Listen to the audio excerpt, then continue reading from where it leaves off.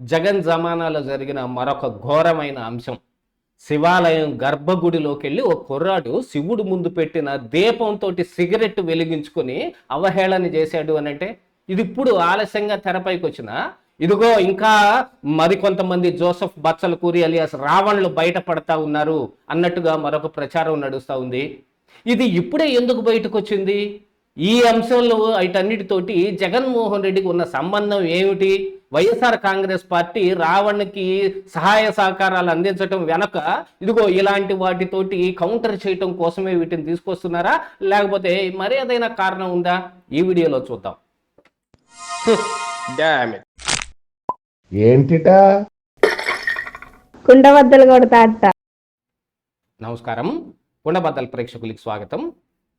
జగన్మోహన్ రెడ్డి అధికారంలో ఉన్న సమయంలో 2022 సంవత్సరంలో జరిగిన ఒక ఘోరం ఇప్పుడు సోషల్ మీడియాలో బాగా హల్చల్ జరుగుతోంది. ఒక కుర్రాడు శివాలయం గర్భగుడి లోపలికి వెళ్ళి శివుడు ముందు వెలిగించి ఉన్న ఆ దీపంతో సిగరెట్ వెలిగించుకొని ఓం నమ శివాయ అని అవహేళన చేసి విచిత్రమైన సైగలు ఏంటేంటో చేసి ఆ గుళ్ళోంచి బయటకు వచ్చాడు.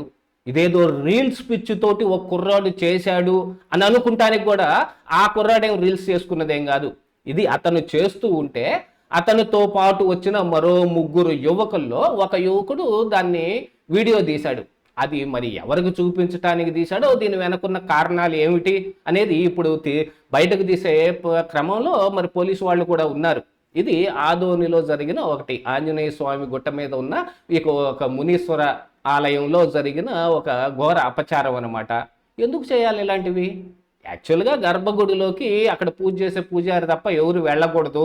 అలాంటిది ఈ కుర్రాడు ఎలా వెళ్ళాడు అది కూడా తెలుసుకోవాల్సిన అవసరం ఉంది. మరి ఆ గర్భగుడి తలుపులు ఎందుకు తీసున్నాయి, ఎవరు లేరా అక్కడ అనే దాని మీద కూడా ఇప్పుడు విచారణ జరుగుతుంది. ఎంత తీసుంటే మాత్రం ఇతను లోపలికి ఎలా వెళ్తాడు అనే దాని మీద కూడా ఒక చర్చ అయితే నడుస్తుంది. కానీ ఇది ఎందుకు బయటకు వచ్చింది? ఎప్పుడు 2022 జగన్ అధికారంలో ఉన్న సమయంలో జరిగితే అని అంటే, ఇప్పుడు జోసెఫ్ బచ్చలకూరి యొక్క ఉదంతం బాగా గట్టిగా సోషల్ మీడియా నిండా నడుస్తూ ఉంది కాబట్టి దానికి కూడా దిగో మీ జోసెఫ్కి మేము మరి లీగల్ ఎయిడ్ ఇవ్వటానికి మేము పూనుకున్నాం, వైసీపీ అతనికి అండగా ఉంటుంది అని వాళ్ళు కూడా చెబుతున్నారు. కాబట్టి ఇప్పుడు ఇలాంటి అంశాలన్నీ తెరపైకి రావటం మొదలుపెట్టాయి.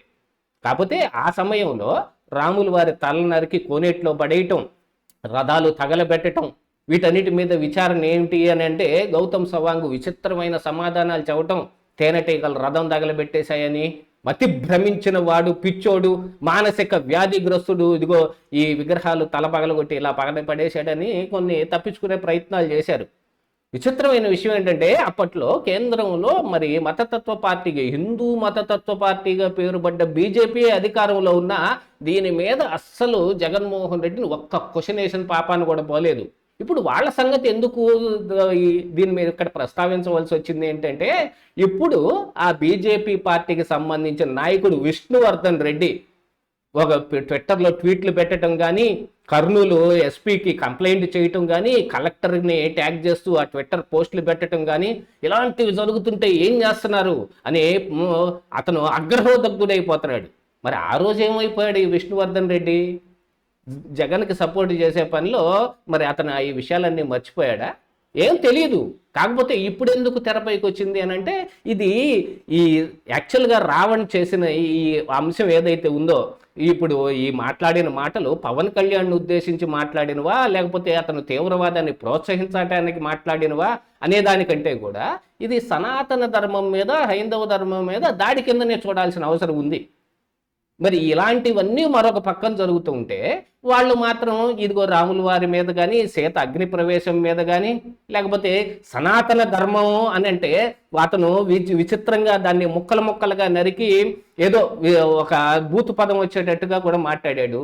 మరి ఇలాంటివి జరిగినప్పుడు ఎందుకు మాట్లాడటం లేదు అనే క్వశ్చన్ ఒకటి రైజ్ అవుద్ది.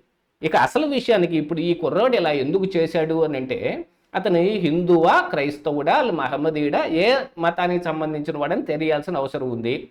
అతని పేరు చూస్తే వడ్డే ఏరయ్యో ఏదో ఉంది సంథింగ్. కాకపోతే క్రైస్తవ మతంలోకి మత మార్పిడులు ఎక్కువగా జరుగుతున్న సమయంలో కొంతమంది పాస్టర్లు, అందరూ అని నేను చెప్పటం లేదు కానీ కొంతమంది పాస్టర్లు మాత్రం గట్టిగా హిందూ ధర్మాన్ని వ్యతిరేకించాలని కానీ, విగ్రహారాధన చేయటం వ్యభిచారంతో సమానం అని కానీ ఇలాంటివి గట్టిగా చెప్పే ప్రయత్నం చేస్తూ దాంతోపాటుగా హిందూ ధర్మం మీద దాడికి ప్రోత్సహిస్తూ ఉంటారు. వాళ్ళ ఇళ్లలో ఉన్న పటాలని ఇసిరి బజాట్లో పారేయటమో, కిందేసి కాళ్లతో తకదిమి తొక్కటమో, ఇలాంటివన్నీ చేసి వాళ్ళు ఇదిగో మనం హిందూ ధర్మాన్ని రూపుమాపేస్తున్నాం అనే ఒక ఫీలింగ్లో ఉంటారు. దాంతోపాటుగా ఇప్పుడు కొంతమంది ఇలాంటి కుర్రాళ్ళకి కూడా ప్రోత్సహించి మీరు ఏదైనా ఒక చోటకి వెళ్ళి ఒక విధ్వంసకరమైన ఘటన ఒకటి చేసి దాన్ని వీడియో తీసి వైరల్ చేయండి, హిందూ ధర్మాన్ని మేము అణిచేస్తున్నాం అని చెప్పుకోవడానికి వాళ్ళ వంతు కృషి. ఇది అందరూ చేస్తారు, కేవలం క్రైస్తవులే చేస్తారని నేను చెప్పడం లేదు. క్రైస్తవ మతంలో మత మార్పిడి సమయంలో ఇలాంటివి గట్టిగా జరుగుతున్నాయి. ఈ దాఖలాలు మనం చాలా చూసాం. మహమ్మదీయ మతంలోకి ఈ ముస్లింలకి కన్వర్ట్ అయ్యే వాళ్ళలో ఇలాంటివి పెద్దగా మనం ఏం చూడం. కాకపోతే ఎక్కువగా జరుగుతుంది ఈ క్రైస్తవ మతంలోకి మారే వాళ్ళ దగ్గరే. వాళ్ళని ఈ పాస్టర్లు ఇలానే ప్రోత్సహిస్తారు. దీంతో పాటుగా ఆ సమయంలో ఒక క్రైస్తవుడైన జగన్మోహన్ రెడ్డి అధికారంలో ఉన్నాడు. అతనికి సపోర్ట్ ఇస్తున్న హిందూ పార్టీ అయినా కూడా చంద్రబాబు నాయుడు మీద ద్వేషం కావచ్చు, లేకపోతే ఆంధ్రప్రదేశ్ మీద ద్వేషం కావచ్చు, అతను ఏం విధ్వంసాలు చేస్తున్నా దాన్ని ఏం పట్టించుకొని స్టేటస్లో బీజేపీ కూడా ఉంది. ఆ బీజేపీని కూడా ఖచ్చితంగా నిందించి తీరాల్సిందే. వాళ్ళు ఏదో హిందూ ధర్మాన్ని కాపాడేస్తారని అనుకోవటానికి ఏమాత్రం లేదు. ఎందుకంటే మనం ఉంది హిందూ దేశంలో, హిందూ పార్టీలు ఉంటేనే మనకి ఎక్కువగా మన ప్రభావం ఎక్కువగా ఉంటుంది అని చెప్పుకునే వాళ్ళకి నేను చెప్పాల్సిన అవసరం వస్తుంది. వాళ్ళు కూడా పార్టీ వాళ్ళు హిందూ పేరు పెట్టుకున్నంత మాత్రాన కాపాడతారని ఏం లేదు. అవసరమైన చోట కావాలంటే ఓవైసీతో కూడా ఒప్పందం చేసుకోగలరు వాళ్ళు రాజకీయ అవసరాల కోసం. అది మరి గతంలో చాలా దాఖలాలు కూడా ఉన్నాయి. మరి అట్లానే జగన్మోహన్ రెడ్డితోటి జరిగిన ఒప్పందం అది. ఇప్పుడు ఎస్పెషల్లీ మరి ఈ విష్ణువర్ధన్ రెడ్డి దీని మీద ఎక్కువగా మాట్లాడుతున్నాడు కాబట్టి చెప్పాల్సిన అవసరం వచ్చింది.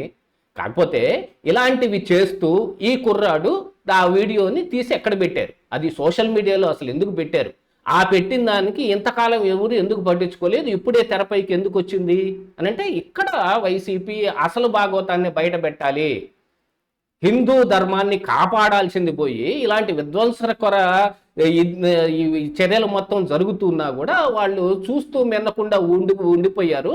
కానీ హిందూ ధర్మానికి వ్యతిరేకంగా మాట్లాడుతున్న రావణ్ లాంటి వాళ్ళని మాత్రం కాపాడటానికి వీళ్ళు బయలుదేరారు అనేది ఇక్కడ గట్టిగా అర్థం చేసుకోవడానికి ఇలాంటి వీడియోలు కూడా ఇప్పుడు బయటకు వస్తాయి.